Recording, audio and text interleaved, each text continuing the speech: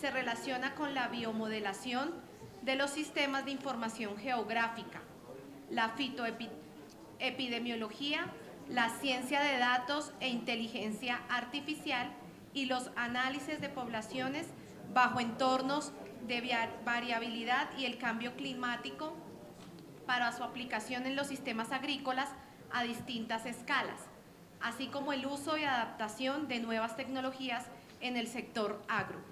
Doctor Ramírez, buenos días y bienvenido. Ok, muy buenos días para todos y todas. Muchísimas gracias.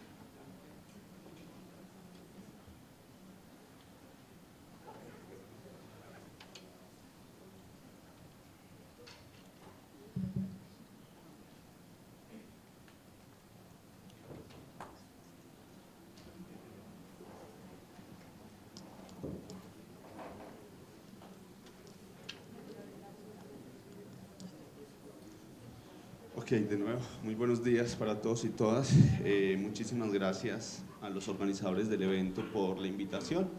Entonces, vamos a empezar. Pues, unas aclaraciones iniciales, no voy a hablar de modelos, ni de algoritmos, ni de estadística. Entonces, voy a hablar más o menos en términos generales de unos conceptos muy básicos, importantísimos, y algunos aspectos básicos desde el punto de vista, digamos, de las aplicaciones, con algunos ejemplos que hemos desarrollado, digamos, con el equipo de trabajo. Como lo van a ver al final, esto es un proceso y un equipo de trabajo. Esto no solo soy yo, sino un montón de gente que trabaja conmigo y unas instituciones que nos han apoyado y han creído en lo que estamos haciendo nosotros, y por supuesto es darle las gracias. Al final van a ver más o menos cuáles son nuestro equipo de trabajo.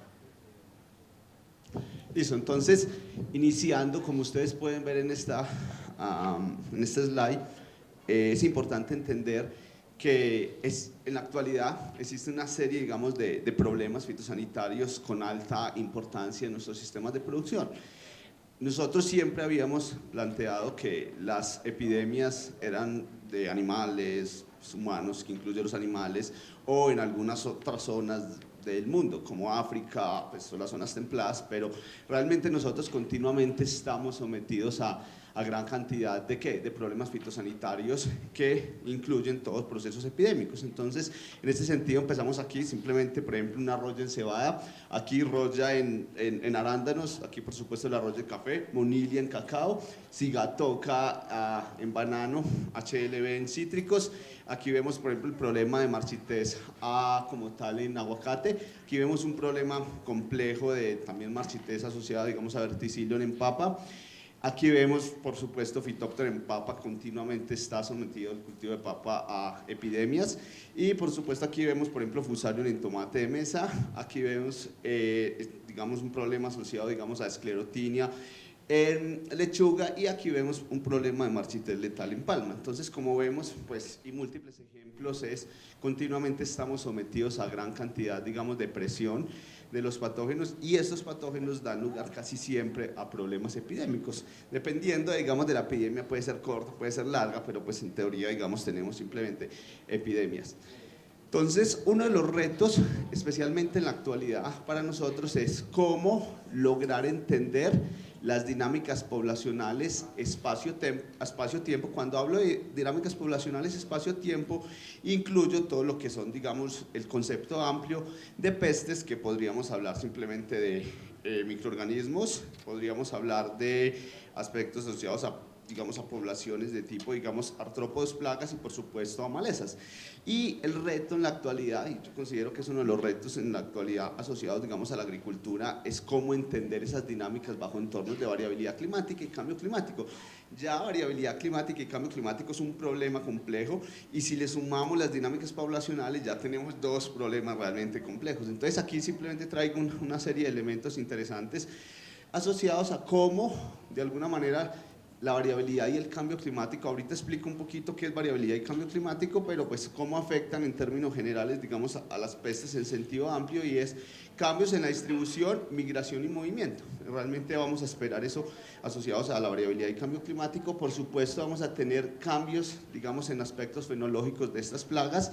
vamos a tener cambios a nivel de desarrollo, tasas de reproducción, intercambio genético, cambios en la agresividad y las curvas de supervivencia, cambios en la relación con los antagonistas. Eso es una cosa realmente importante para entender cómo se están cambiando esas dinámicas con respecto a los antagonistas. A nivel de actividades humanas, también esto implica una serie, digamos, de elementos. Entonces, es digamos, la reducción en la efectividad de los productos, la infraestructura, cómo nos cambia la infraestructura y por supuesto nosotros tenemos algo que es las nuevas zonas productoras. Digamos, el cambio climático tiene una paradoja interesante y es que las zonas, especialmente las latitudes altas y bajas, están aumentando la temperatura y al aumentar la temperatura pues ya de alguna manera pues son nuevas zonas para producción, digamos, de una serie de sistemas de producción. El caso, por ejemplo, de Rusia tiene ya nuevas áreas para producción de cereales, etc.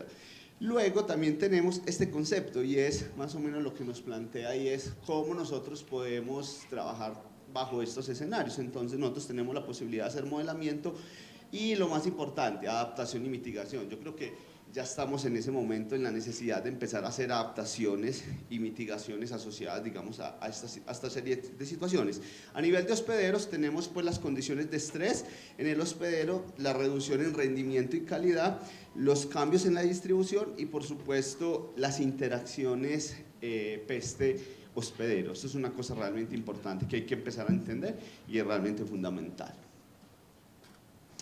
Por supuesto, aquí es simplemente qué tenemos nosotros que entender desde el punto de vista, digamos, como productores, como Estado, como cadena de valor. Tenemos que entender una serie de situaciones que las voy a simplemente explicar de forma muy clara y es a nivel de productores, los productores qué es lo que tienen que empezar a entender, cómo desarrollamos sistemas de alerta temprana, cómo desarrollamos esos elementos que nos digan cómo tratar bajo, digamos, distintos escenarios, entender cómo funcionan esas dinámicas y a partir de esas dinámicas poblacionales cómo desarrollaríamos sistemas de alerta temprana. Eso es realmente fundamental.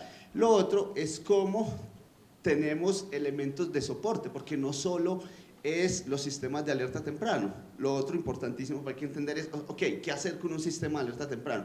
¿Cómo tomar decisiones y cómo tomar, digamos, las necesidades importantes desde el punto de vista, digamos, de cómo soportamos esos problemas? Y una cosa muy importante, por los breeders, por supuesto, los breeders tienen una cosa importante y es cómo empezamos a adaptar las nuevas variedades y todo eso, digamos, asociados a la variabilidad y cambio climático. Por supuesto, a nivel de políticas, y esto es una de las cosas importantes que de alguna manera estamos acá y es el papel que cumple el ICA dentro del sistema de protección vegetal en el concepto, digamos, de país y cómo a partir de eso pues nos enfocamos en algo muy importante y es los análisis de riesgo. Entonces yo creo que los análisis de riesgo son realmente importantísimos y a partir de los análisis de riesgo podemos de alguna manera proteger la fitosanidad de un país. Eso realmente es fundamental y para eso pues se requiere una serie de elementos importantísimos que vamos a tratar de abordarlos acá.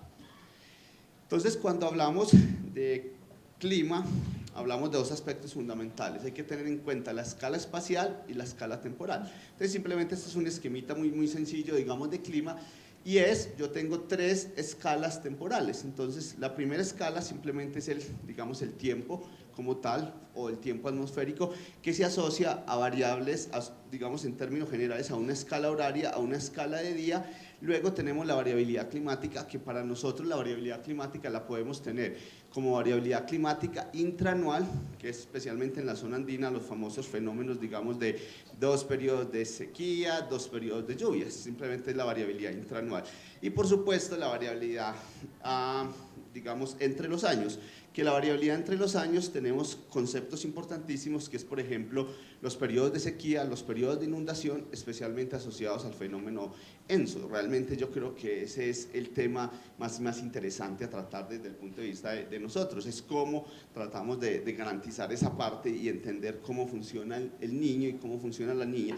Y ya a nivel de cambio climático se considera que para trabajar cambio climático mínimo necesitamos 30 años de datos y a partir de cambio climático vamos a ver ahorita unas cositas que cómo se trabaja. Listo. Entonces, luego tenemos aspectos asociados a la parte espacial, o sea, cómo trabajamos la parte espacial. Entonces, eso es uno de los, digamos, de las preguntas más interesantes y aquí lo respondo desde este punto de vista. Cuando nosotros trabajamos clima hasta una escala regional, a no ser de que tengas una serie de elementos muy finos, de clima muy finos, sensores puntuales que te permitan de alguna manera trabajar a escalas, digamos, de locales, a escalas de sitio y a escalas micro. Pero si nosotros trabajamos clima para la parte de modelamiento, tenemos que entender que lo podemos trabajar a nivel global, lo podemos trabajar a nivel continental, lo podemos trabajar a nivel regional. Por supuesto, usted podría hacer un modelamiento a nivel micro, siempre y cuando tenga la red de sensores o tenga simplemente unas buenas estaciones climatológicas. Entonces, mucha gente lo que se dedica es, con datos de clima a escalas mayores, trabajar escalas locales, escalas de sitio y escalas micro, pero realmente no es lo correcto. Entonces, eso es una cosa muy importante, entender cuáles son las limitantes. Y luego uno le dice que la culpa es del modelo. No, la culpa no es del modelo. Un modelo nunca tiene la culpa, ni un algoritmo tiene la culpa. La culpa simplemente somos nosotros que no usamos correctamente las herramientas. Entonces, aquí en términos generales, yo les dije que no les iba a hablar de modelos, ni nada de algoritmos, ni nada de esas cosas, pero sí les voy a más o menos cuál es el paso a paso cuando uno hace un proceso de modelamiento. Entonces, el primero es definir el propósito del modelo, eso realmente es importante. Segundo, la conceptualización. Tercero, el concepto teórico del modelo, por supuesto. Luego, los datos, las asunciones del modelo. Eso es una cosa muy importante que yo ahora resalto muchísimo y es, estamos en la era de los algoritmos y la era de un montón de herramientas, entonces lo que nos dedicamos fue a meter datos a una computadora y a sacar un resultado. Realmente eso no es ahora en la actualidad. Yo simplemente le digo a mis estudiantes y a las personas que trabajan conmigo, venga, ya los algoritmos están, dediquémonos un poquito más de tiempo a entender cómo funcionan los algoritmos. Eso es lo que tenemos que hacer ahora. Por supuesto, el concepto matemático, la evaluación del modelo, la implementación, la validación y un aspecto muy importante que trabajamos en la actualidad, y es los procesos de incertidumbre. Por ejemplo, en estos momentos en Estados Unidos todos los sistemas de soporte de toma de decisiones incluyen aspectos de la incertidumbre. ¿Qué es la incertidumbre? Simplemente yo tengo un modelo, pero ese modelo ¿cómo puede cambiar bajo una condición dada? Y por eso nosotros trabajamos clima como el modulador de la incertidumbre. Entonces nosotros tenemos un modelo que funciona para una población, pero ¿quién nos genera la incertidumbre? Por supuesto, la incertidumbre nos genera de una manera muy fuerte, especialmente la condición climática. Entonces aquí tenemos esto, una cosa realmente muy importante, tenemos que tener datos de buena calidad, los correctos análisis, unos resultados correctos y por supuesto a partir de eso pues tomar decisiones. Es un ejemplo típico, es gente, personas con 3 datos queriendo hacer machine learning, ¿cierto? Entonces son unas cosas complicadas ahí. Por supuesto, nosotros partimos de un enfoque clásico, los enfoques clásicos, pues digamos desde Van der Plaan, especialmente de McKendrick con este modelo, digamos, de compartimental, y tenemos los enfoques clásicos temporales. ¿Qué son los enfoques clásicos temporales? Simplemente los modelitos monomolecular, logístico, Gompers y exponencial. Se basan simplemente en tasas de crecimiento exponencial que usted puede de alguna manera modelar las poblaciones en función del tiempo. Y aquí los modelitos de alguna manera compartimentales. ¿Qué son los modelos compartimentales? Usted tiene, digamos, unas ecuaciones diferenciales por cada compartimento y a partir de cada compartimento usted puede empezar a modelar cómo cambian esos compartimentos en función del tiempo. Entonces, ¿uno qué espera de estos modelos? Simplemente, ¿qué va a pasar en las próximas semanas? Eso es lo primero que uno le pregunta. Uno ajusta un modelo y uno lo que hace es que dice, pues, ¿qué va a pasar en las próximas semanas con la curva temporal de estas situaciones? Otra cosa importante es, digamos, cuántas plantas podrían estar muertas. Por supuesto, qué efecto en producción tiene esto, o sea, qué efecto en producción tiene que una planta se te infecte. Por supuesto, hay algo importantísimo que se trabaja en los modelos y es, bueno, pues si yo estoy evaluando las plantas que tienen síntomas, ¿cuántas posiblemente estarán asintomáticas? Es una cosa importante. Por supuesto, tener en cuenta todos los procesos de dispersión asociados a las dinámicas, digamos, temporales. Otra pregunta interesante es qué va a pasar en la próxima temporada, porque pues estos modelos uno lo que hace es que calcula las tasas de crecimiento y también el inóculo que de alguna manera queda en el sistema de producción y te haces esta pregunta. Y lo otro es cómo puedo integrar estos modelos temporales en los sistemas de soporte de decisiones. Entonces esa es una de las preguntas interesantes y lastimosamente pues nos hemos dedicado a modelar, pero nos hemos dedicado muy poquito a aspectos fundamentales como, bueno, cómo usamos los modelos de hecho en los sistemas de soporte de decisiones. Entonces, cuando yo tengo la parte de análisis espaciales, ya vimos, tenemos unos elementos temporales, tenemos unos elementos espaciales, y los elementos espaciales lo que nos dicen simplemente es entender dónde están las poblaciones. Eso realmente nos interesa cuando hacemos modelamiento espacial. Segundo, mirar la cantidad de población que tengo y su dispersión o su distribución. Tercero, determinar cuáles son los lugares que están relacionados con esas dinámicas poblacionales, cómo se mueve la población en el espacio, eso realmente es importantísimo. Luego, encontrar patrones, detectar y cuantificar estos patrones, o sea, cómo se mueven, cuál es la capacidad que tienen, y ahí, digamos, una serie de elementos bien interesantes. Por supuesto, tomar decisiones, y un aspecto muy importante cuando nosotros trabajamos la parte espacial, y es la parte de muestreo. Ahorita voy a trabajar un poquito la parte de muestreo, porque a mí realmente me parece muy importante la parte de muestreo, porque nos hemos dedicado a tomar datos, pero la pregunta es, bueno, pues los datos están bien tomados, entonces es una pregunta interesante. Luego, pues a partir de eso, pues hacemos nosotros procesos de visualización, procesos de exploración, de análisis de data espacial, hacemos estadística espacial, y por supuesto hacemos modelamiento espacial. Aquí les muestro simplemente un ejemplo asociado, digamos, a el riesgo de Phytophthora cinnamomi en todo el continente americano, el riesgo de Phytophthora cinnamomi digamos, para el caso de Colombia, el riesgo de Phytophthora cinnamomi para el caso, digamos, de Antioquia, este es el departamento de Antioquia, y este es el análisis de riesgo de Phytophthora cinnamomi a nivel de lote. Entonces, como les decía, las escalas que uno evalúa están en función en la capacidad que tienes, ¿para qué? Para generar data. Por supuesto, la data a nivel de lote tiene que ser una data más fina, tienes que tener una data de buena calidad. Por supuesto, a nivel de continente, tu data no tiene que ser tan fina, sino que tienes que tener una data un poquito más amplia, pero independientemente de esto, todos los sistemas te dicen cómo puedes modelar. ¿Y cómo puedes modelar? En función, digamos, de la data que tengas. Por supuesto, hay un concepto muy bonito que se trabaja en la actualidad y que de alguna manera está impactando conceptos fundamentales, como para entender que los problemas fitosanitarios no son de un productor. Los problemas fitosanitarios son de una nación, más o menos entender ese concepto de salud pública vegetal que por allá el profesor Pablo Buritica en algún momento lo planteaba. Entonces, ¿cómo lo estamos buscando ahora? ¿Cómo lo estamos integrando? Es entender que los problemas fitosanitarios son regionales. Los bichitos y las enfermedades no tienen límites geográficos, no les importa la finca de qué grupo, no nos importa. Eso es un sistema que es dinámico y que puede pasar en cualquier momento de un lugar a otro, y a partir de esto, pues esto es lo que llamamos nosotros como la epidemiología del paisaje, y es una cosa bien interesante cómo funciona la epidemiología del paisaje. ¿Qué nos interesa? ¿Por qué, dónde y cómo están las poblaciones? Entonces, ¿cómo son las relaciones con las condiciones ambientales? ¿Por qué una especie es dominante sobre otra? Yo creo que eso es de las cosas más interesantes que a nosotros nos preguntaríamos. ¿Cómo las especies interactúan unas con otras en una comunidad para tratar de sobrevivir? Ya no nos importa el cultivo, nos importa realmente la comunidad. Y por supuesto, ¿dónde están las especies? Entonces, lo que hacemos nosotros es que tenemos un sistema de producción, tenemos una región, pero ya tenemos una visión más general de cómo posiblemente se estén moviendo las especies, y eso realmente es interesante. Por supuesto, nos interesa el tamaño de la población, la densidad de la población, la distribución de la población, la conectividad, porque cuando nosotros trabajamos ecología del paisaje nos importa la conectividad. ¿Cómo un organismo se puede mover a partir de qué? De posiblemente otros hospederos, de movimiento en términos generales de la población o de mecanismos de dispersión. Esto es una cosa importantísima para entender, digamos, estos procesos de la disturbación en la vegetación y los fenómenos extremos que están haciendo que las poblaciones de alguna manera cambien en función del tiempo.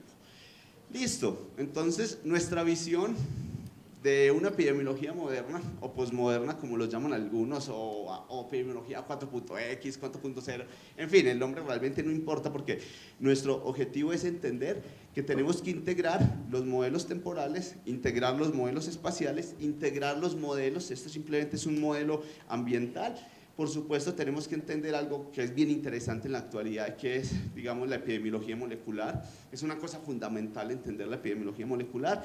Por supuesto, lo que hacemos nosotros un poquito con ciencia ciudadana, tenemos unos ejemplos de ciencia ciudadana usando Google Trends, Twitter. Ahora Twitter es un poquito complicado porque ya no te deja de alguna manera acceder a datos. La parte, digamos, de ciencia de datos, lo que es todas las plataformas de consumo de información, las plataformas de consumo de información es importantísimo. Cuando a uno le dice, no, es que yo no tengo datos, no, realmente, por ejemplo, Google Engine o simplemente Microsoft Planetary tiene acceso a 5 millones de productos. Entonces uno de alguna manera puede acceder a eso y por supuesto el concepto, digamos, de ¿qué? De epidemiología del paisaje, y esto de alguna manera al final lo tenemos que integrar en algo bien interesante, que son los sistemas de información geográfico. Los modelos y los procesos de análisis de riesgos sin un sistema de información geográfico realmente no son, digamos, interesantes, o en plataformas digitales de análisis de data. Bueno, aquí simplemente, perdón, aquí tenemos más o menos unos conceptos muy básicos de lo que es la ciencia de datos en la epidemiología y cómo la ciencia de datos se puede integrar a la epidemiología. Por supuesto, la ciencia de datos es este concepto que simplemente tiene conceptos estadísticos, matemáticos, tiene un concepto, digamos, de la capacidad de sustraer información. Eso es la ciencia de datos, cómo tenemos la capacidad de sustraer información y a partir de la sustracción de información poder de alguna manera generar herramientas de visualización rápida, y por supuesto esto que da la capacidad simplemente de, ahí dice hacking, pero pues es simplemente procesos computacionales, netamente simplemente cómo estos procesos los llevamos a un algoritmo para que esos algoritmos sean lo suficientemente rápidos y nos ahorremos muchísimo tiempo en estos procesos. Por supuesto, esta parte es muy importante, que es el web scraping. El web scraping ahora nos permite acceder a múltiple cantidad de información de una forma automatizada, porque lo que hacemos es desarrollar algoritmos, ¿para qué? Para consultar en APIs, simplemente que son interfaces de programación. Aquí tenemos, por ejemplo, Google Engine, Microsoft Planetary, las bases de datos climáticas de Chelsea, aquí está también WorldClean, etcétera. Pero realmente es eso, el web scraping es la capacidad de extraer información de una forma rápida y automatizada. Por supuesto, estas son las 4 fases de la ciencia de datos, y es la adquisición de la data, la limpieza de la data y la gestión de la data, la visualización y por supuesto, al final, la parte, digamos, de modelamiento. Y eso es importantísimo. Yo tomo aquí.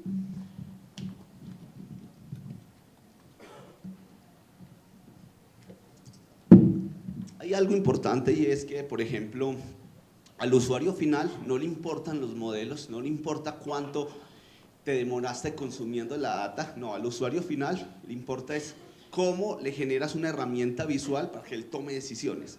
Y esto simplemente es un esquemita interesante que es mi concepto de lo que es la visualización. Entonces, mi concepto de lo que es la visualización es, piensa como quien cree o como crees que la información debería de ser presentada para un usuario. Eso es una cosa importantísima. Y esto, al final, es esto, piensa como un artista visual. Eso es lo que es los procesos de visualización. Para eso tenemos múltiples elementos: pensar como un científico, pensar como un estadístico, pensar como un profesor y pensar como alguien que maneja la parte de datos. Pero el concepto es eso, cómo generamos herramientas de visualización que cualquier persona o una persona específica o un grupo específico sea capaz de entenderlo y de visualizarlo. Y eso es fundamental porque esa sería la forma. Aquí voy con 2 conceptos generales muy importantes, que son la epidemiología digital y, por supuesto, la ciencia ciudadana. Son 2 conceptos fundamentales que yo considero que cuando integremos esto a nuestros sistemas de soporte de toma de decisiones, a nuestros sistemas asociados, digamos, en términos generales, a los sistemas digamos, de protección vegetal, vamos a entender un montón de cosas bien interesantes. Aquí simplemente el concepto de epidemiología digital, y es algo muy básico, y es cómo se basa en el principio, lo voy a dar de una forma muy coloquial, y es ¿cuál es el primer médico que uno consulta? O sea, y con el respeto, pues qué pena ahí si hay alguien médico acá, es Google. Entonces lo que hacemos nosotros y lo que se basa esto es, por ejemplo, ok, síntomas de la gripa, síntomas del COVID, síntomas de X, todo eso queda en Google, y a partir de Google usted puede extraer esa información, y cuando usted extrae esa información de Google Trends, te quedan las coordenadas, te queda una serie de situaciones. Entonces es una cosa bien interesante. A partir de eso es el concepto de ciencia ciudadana, que realmente es muy importante. Luego, por supuesto, eso tiene que ser validado. Entonces, por ejemplo, aquí vemos unos modelitos de ciencia ciudadana y cómo de alguna manera pueden ser una buena forma para tomar estrategias. Digamos, ok, donde la gente esté consultando, posiblemente en esa zona haya un brote o haya cualquier situación. Entonces el concepto, digamos, digamos, epidemiología digital. Y luego está el concepto de ciencia ciudadana. ¿Qué es el concepto de ciencia ciudadana? Es cómo integramos los ciudadanos ¿a qué? A una problemática específica. Eso es una cosa muy bonita. Y es, digamos, uno de los elementos más interesantes que está actuando en estos momentos en la fitosanidad en los Estados Unidos, especialmente con un problema que es el problema del laurel wilts o la marchitez de los laureles. La marchitez de los laureles es un problema complejísimo en los Estados Unidos. Entonces lo que se hizo fue un proceso muy fuerte de análisis y de estudio y de integrar a la ciudadanía y decirle, venga, si usted ve este síntoma, repórtelo. Si usted ve este síntoma, repórtelo. Entonces, a partir de eso, pues se integra una serie de modelos, una cosa bien interesante que podría ser interesante. Entonces, para redondar esto y para no entrar en, digamos, en detalles, existen 3 elementos fundamentales. El primero es cómo educamos a la población en ciencia ciudadana. Cómo educamos a la población en el problema particular que tenemos nosotros para analizar. Segundo, necesitamos una plataforma de adquisición de datos y, por supuesto, el tercero, necesitamos un sistema de soporte de decisiones, que la data que nos llega a los ciudadanos la podamos simplemente montar en un sistema de soporte. Esos son los 3 conceptos básicos de lo que es, digamos, en términos generales, lo que es la ciencia ciudadana. Listo, bueno, entonces este realmente es nuestro enfoque.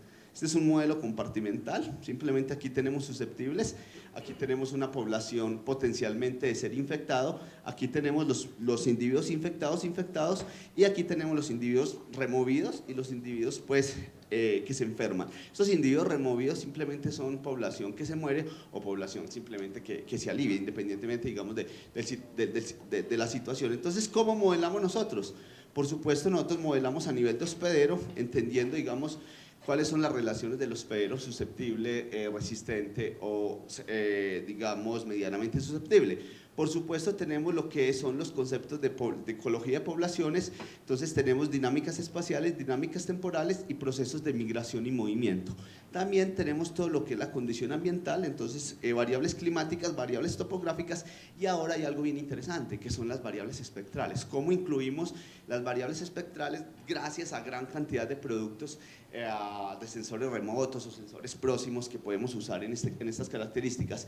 Toda la parte, digamos, de manejo de la parte humana, y es el manejo, el riesgo y los procesos de dispersión a largas distancias. Por supuesto, aquí tenemos ya cómo modelamos esto, porque a la final lo que nos interesa es esto. Entonces lo que hacemos nosotros son, en teoría uno lo que hace son modelamientos virtuales, tanto espaciales como temporales. Entonces usamos patrones espaciales, usamos simulaciones de Monte Carlo, usamos modelos temporales y, por supuesto, ahora está muy de moda las famosas redes o análisis de redes, que son bien interesantes para hacer modelamiento de poblaciones, porque pues de alguna manera se basa en los mecanismos de dispersión. Aquí pongo esto y es, bueno, listo, queremos hacer modelamiento, listo. Entonces lo primero que necesitamos es data de calidad. Entonces, ¿cómo garantizamos data de calidad? Con muestreos, y por supuesto los muestreos hay veces son costosos, entonces tenemos que trabajar todo el concepto de lo que es optimización de muestreos. Entonces, ¿para qué hacemos nosotros muestreos y para qué obtenemos datos? Nosotros necesitamos conocer las especies que están presentes, determinar la densidad de población, determinar cómo son distribuidos en el campo, determinar, simplemente hacer pronósticos de poblaciones futuras, determinar el impacto en nuestro sistema de producción y, por supuesto, tomar decisiones, que a la final eso es una cosa bien importante. Entonces, en eso se basa la teoría de muestreo. La teoría de muestreo es que yo busco conocer la distribución de una variable Y, que es mi variable importancia, presencia, ausencia, incidencia, severidad, dentro de mi población total. Para eso lo que hago simplemente es conocer la distribución de la población Y, o sea, de la variable objetivo en función de ¿qué? De un muestreo. Ese es el concepto fundamental de muestreo, algo tan básico como esta actuación. Y por supuesto, para esto yo tengo distintas herramientas, entonces tengo diseño probabilístico, por supuesto, los muestreos basados en diseños, los muestreos basados en modelos y por supuesto los análisis no probabilísticos. Aquí tenemos más o menos, bueno, esto no es, entonces el fundamento del muestreo se basa en que entre mayor cantidad de población tenga, por supuesto va a tener una mayor aproximación a la distribución real de la población, pero pues eso tiene un problema que es el costo, y entonces lo que nosotros necesitamos es procesos de optimización espaciotemporales, porque no solo es espaciales, sino también espaciotemporales, y lo que es el costo como tal. Eso es una cosa fundamental. Para eso pues lo que buscamos es minimizar la estimación del error, garantizar de que cuando uno hace un muestreo en la parte espacial, usted tiene, digamos, la misma probabilidad de encontrar los individuos en función del muestreo. Listo, entonces ya aquí como resultados, y ya la segunda parte de mi presentación, y es cómo entendemos el concepto de variabilidad climática. Entonces, recuerden que de alguna manera, este es un ejemplo de un estudiante de maestría. Entonces aquí tenemos la zona productora o la zona potencial productora de aguacate en Colombia, según la UPRA. Nosotros lo que hicimos es analizar la variabilidad climática en esas zonas productoras, y a partir de diseñar esa variabilidad climática entendimos que en función de la variabilidad climática teníamos 5 zonas específicas, y empezamos a entender lo que es la variabilidad climática. Entonces mire, por ejemplo, este es el clúster 1, este es el clúster 2, este es el clúster 3, este es el clúster 4 y el clúster 5, digamos para temperatura. Esto es el concepto de variabilidad climática. Y ese es el concepto en términos generales de la precipitación para la variabilidad climática. Perdón.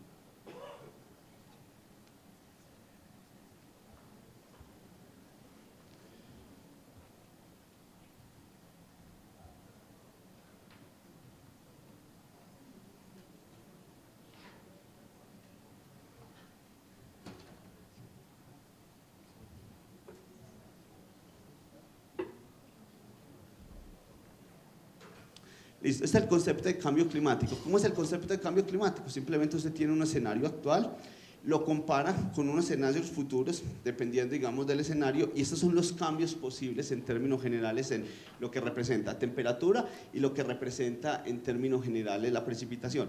Para generalizar acá, lo que vemos es que a futuro las zonas productoras, en este caso las zonas productoras de aguacate, se van a calentar más o menos casi hasta 2.7 grados centígrados. Eso es lo que nos está diciendo, y eso no está tan descabellado, porque lo que nos dice la serie histórica de datos es que desde 1980 hasta la actualidad el cambio ha sido de 1.7 grados centígrados. Este es el modelo para 2040. Entonces lo que nos dice el modelo para 2040 es que la temperatura se va a subir 2.7 grados centígrados.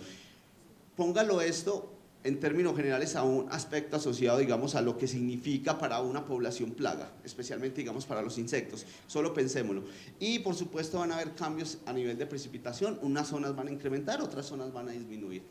Esto es un proceso de optimización de muestreo. Simplemente ese es el virus rugoso, uno de los problemas fitosanitarios más complejos en la actualidad de tomate de mesa. Esto es un trabajo que hicimos en México. Lo que hicimos simplemente fue un proceso de simulación usando Monte Carlo. ¿Por qué usamos Monte Carlo? Porque simplemente nosotros queríamos modelar espacio-tiempo, y inicialmente nuestra población objetivo era digamos, por un invernadero de 16.000 plantas, necesitábamos un N de 375, y basados en el proceso de modelamiento llegamos a un N de 100, y por supuesto eso minimizando el error. Y lo otro también es cómo lo ubicamos en el espacio. Aquí simplemente es un proceso de ubicación en el espacio, de simulación espacial, donde lo ubicamos en el invernadero, donde ubicamos las plantas aleatoriamente o como un patrón sistemático.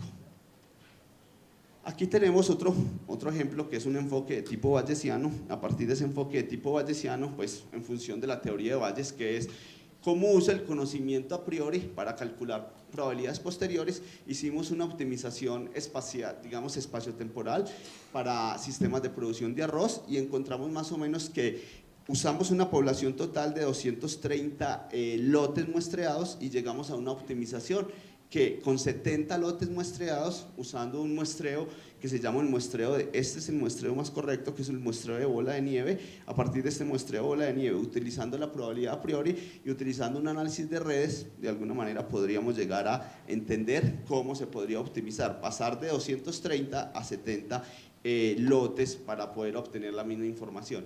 El ejemplo 2, aquí simplemente el complejo Marchites del Aguacate, es realmente un complejo bastante difícil, independientemente del sistema de producción, pues ha dado lugar a unas epidemias. Aquí simplemente el ajuste a los modelos temporales, independientemente de los enfoques, y aquí es la simulación espaciotemporal. Entonces aquí pueden ver cómo funcionan, simplemente cómo empiezan las plantas enfermas, aquí cómo cambian los grados de severidad y por supuesto aquí cómo cambia el proceso en términos generales de la enfermedad. Es un proceso de simulación espacio-tiempo y a partir de esto pues tenemos una información que puede ser interesante desde el punto de vista, digamos, de modelamiento.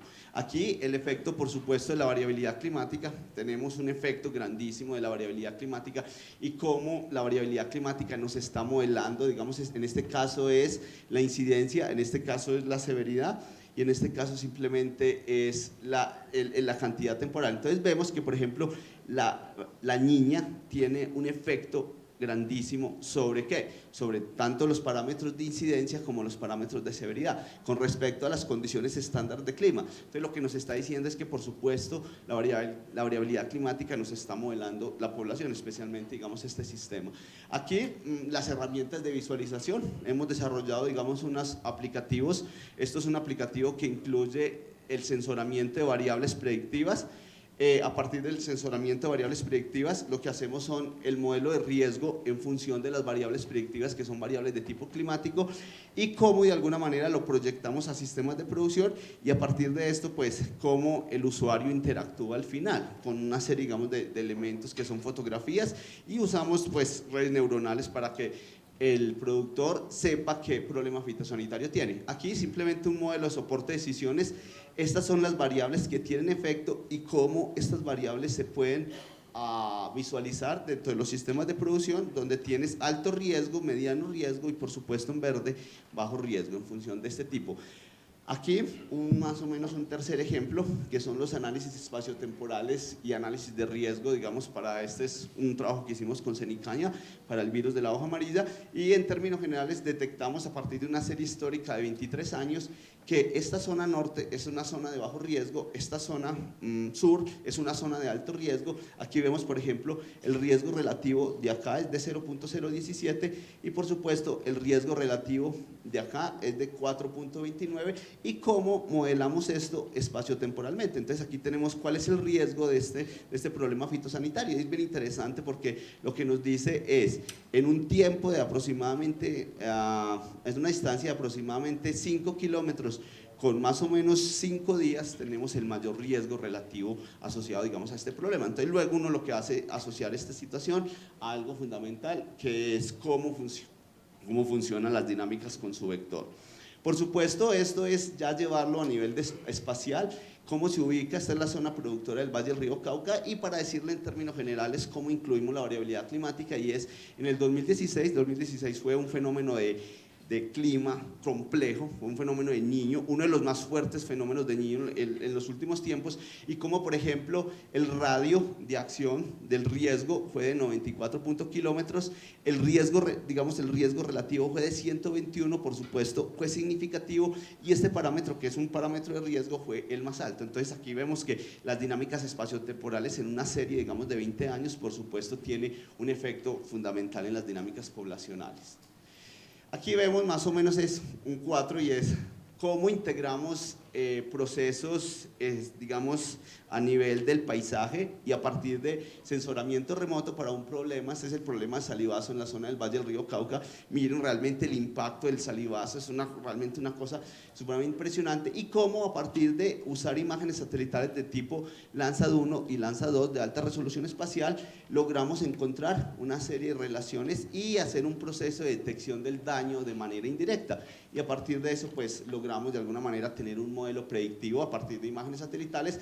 Aquí vemos, por ejemplo, lo mismo, cómo el salivazo es una función temporal, a partir de una serie histórica de 11 años, es una función temporal. Entonces los niveles más altos de salivazo están entre abril, mayo, junio, septiembre, octubre, noviembre. Esto ya es una tendencia, o sea, uno hablar de una tendencia en 11 años ya es una tendencia, pero lo más interesante fue eso, y es ¿por qué está asociado a esa tendencia? Entonces la tendencia está asociado a que cuando yo tengo un periodo de transición climática a periodo lluvioso, las poblaciones se incrementan. Caso contrario, lo que de pronto se podría pensar con el salivazo, pero ya luego la biología y la ecología del insecto nos dio, porque entendíamos eso, porque la gente dice, no, es que el salivazo es un problema temporal de alta temperatura, pero pues bueno, en el Valle del Cauca siempre tienen alta temperatura, y lo que encontramos nosotros es que era un proceso de transición de a lluvioso, y por supuesto siempre los incrementos poblacionales estaban en ese periodo de transición.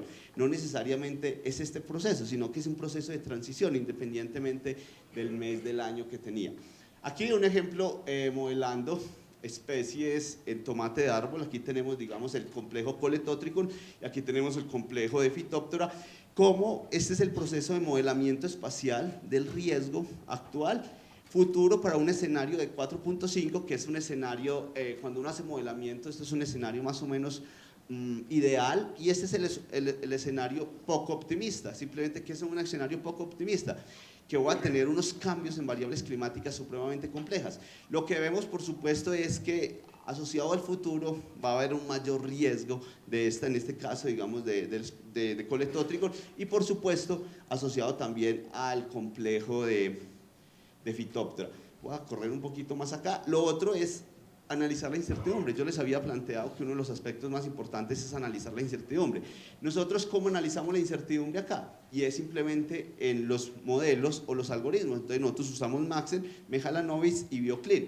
Por supuesto, si vemos acá este es el modelo real, este es el modelo real, este es el modelo real, este es para BioClean, este es Maxent, este es Maxent, este es Mehalanovis y este simplemente es Maxent. Entonces aquí tenemos la incertidumbre del modelo. Entonces lo que entendemos es, por supuesto, en este caso el mejor algoritmo sería Maxent, con respecto al siguiente sería Mehalanovis, y por supuesto este modelo ni siquiera nos está haciendo un pronóstico. Entonces no solo es la data, no solo es la capacidad que tenga digamos de modelar, sino también los algoritmos que también me generan procesos de incertidumbre. Listo. Este es un ejemplo, quizás de los ejemplos más bonitos que nosotros tenemos de trabajo en grupo, y es cómo integramos el proceso de ciencia ciudadana y el proceso de analítica de datos para un problema bien interesante. Este es un problema de prodiplosis en follaje, lo desarrollamos en un curso y a partir de ese curso entendimos este problema. Entonces, ¿cómo hicimos? Simplemente prodiplosis es digamos un insectico supremamente complejo, digamos, en tomate de mesa, pero también es un problema grave, digamos, en este caso, digamos, en follajes. Y a partir de eso, nosotros, ¿qué integramos? Google Trends, Twitter, cuando podíamos hacer Twitter, desarrollamos un grupo de WhatsApp con todos los productores. Luego también hicimos un proceso de Google Engine y por supuesto hicimos todo en software libre en Python. Entonces, ¿cómo empezamos? Unas cosas bien interesantes. Uno de los problemas era mire.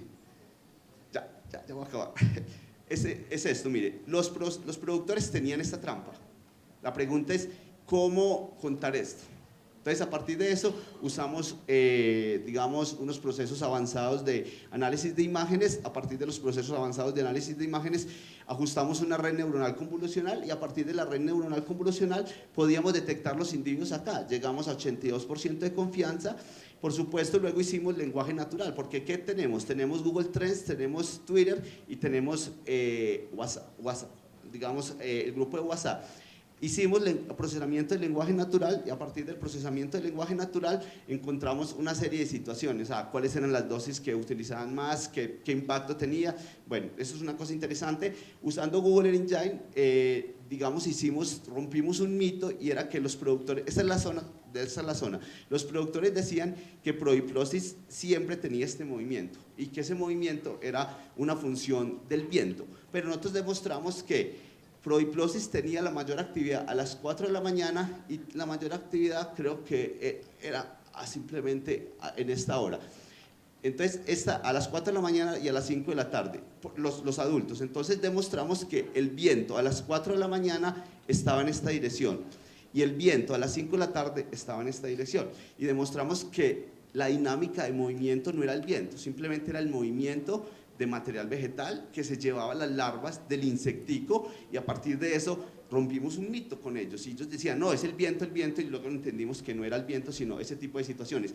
También entendimos que en los últimos 2 años el clima ha actuado supremamente fuerte.